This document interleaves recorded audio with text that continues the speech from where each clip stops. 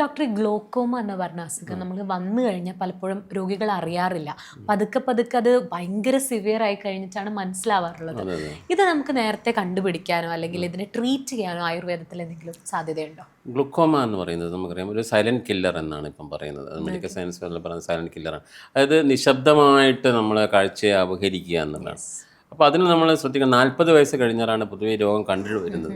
40 വയസ്സ് കഴിഞ്ഞ ആൾക്കാർ നിയർ വിഷൻ കണ്ടിന്യൂസ് ആയിട്ടുള്ള ഒരു നിയർ വർക്ക് ചെയ്യുന്ന സമയത്ത് കണ്ണിന് ആയാസം വരിക, കണ്ണിന് വേദന വരിക, അങ്ങനെയുള്ള ലക്ഷണങ്ങൾ, ചെറിയ തലവേദന വരിക, അങ്ങനെയുള്ള ലക്ഷണങ്ങൾ കണ്ടു കഴിഞ്ഞാൽ നിർബന്ധമായിട്ടും ഒരു ഒഫ്താൽമോളജിസ്റ്റിനെ, നേത്രരോഗ വിദഗ്ധനെ കണ്ടിട്ട് അഭിപ്രായം തേടണം.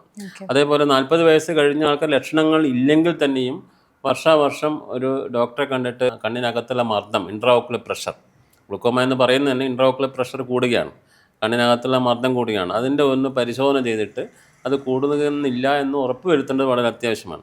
അത് ആരംഭഘട്ടത്തിൽ നിന്ന് കണ്ടുപിടിച്ചിട്ട് ചികിത്സ തുടങ്ങുകയാണെങ്കിൽ കാഴ്ച പൂർണ്ണമായും നഷ്ടപ്പെട്ടു പോകാതെ നമുക്ക് സംരക്ഷിച്ച് നിർത്താൻ പറ്റും.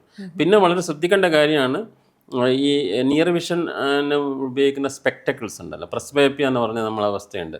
ആ പ്രസ്ബയോപ്പിയ എന്ന് പറയുന്ന അവസ്ഥ, വെള്ളെഴുത്ത്, കണ്ണിൻ്റെ വെള്ളെഴുത്ത് എന്ന് പറയുന്ന ആ വെള്ളെഴുത്തിന് ഉപയോഗിക്കുന്ന കണ്ണടകൾ ഫ്രീക്വൻ്റ് ആയിട്ട് ചേഞ്ച് ചെയ്യുന്ന ഒരു അവസ്ഥ വരികയാണ്. ഇപ്പോൾ എവരി 6 months അതിൻ്റെ പവർ ചേഞ്ച് ചെയ്യുകയാണ്.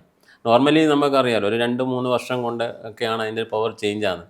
അതിന് പകരം എവരി 6 months ഈ പവർ വേരിയേഷൻ വരികയൊക്കെ ആണെങ്കിൽ നമ്മൾ ഡൗട്ട് ചെയ്യണം, ഇത് ഒരു ഇതാകാം, ഗ്ലോക്കോമ ആകാം. അപ്പോൾ അങ്ങനെയുള്ള ഇതൊക്കെയാണ് ഇതിൻ്റെ ഒരു ശ്രദ്ധിക്കേണ്ട കാര്യങ്ങൾ. അത് ആയുർവേദ ചികിത്സകൾ ചെയ്തു കഴിഞ്ഞാൽ ഇത് നമ്മൾ ഫർദർ അഡ്വാൻസ്മെൻറ്റ് തടയാൻ വേണ്ടിയിട്ട് വളരെയധികം പറ്റാറുണ്ട്. കൃത്യമായ ചികിത്സകൾ ചെയ്യുക. അത് OP ലെവലും IP ലെവലും പലതരത്തിലുള്ള ചികിത്സകൾ ആയുർവേദത്തിലുണ്ട് അതിന് കൺട്രോൾ ചെയ്യാൻ വേണ്ടിയിട്ട്.